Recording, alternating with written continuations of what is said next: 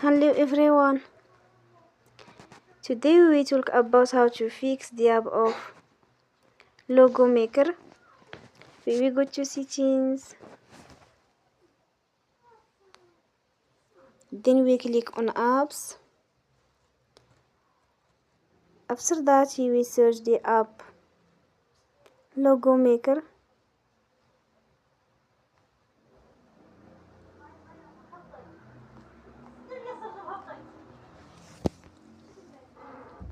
And we click.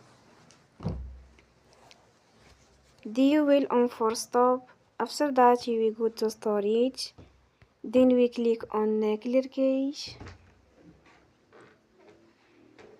You will go to Play Store and you will update your app.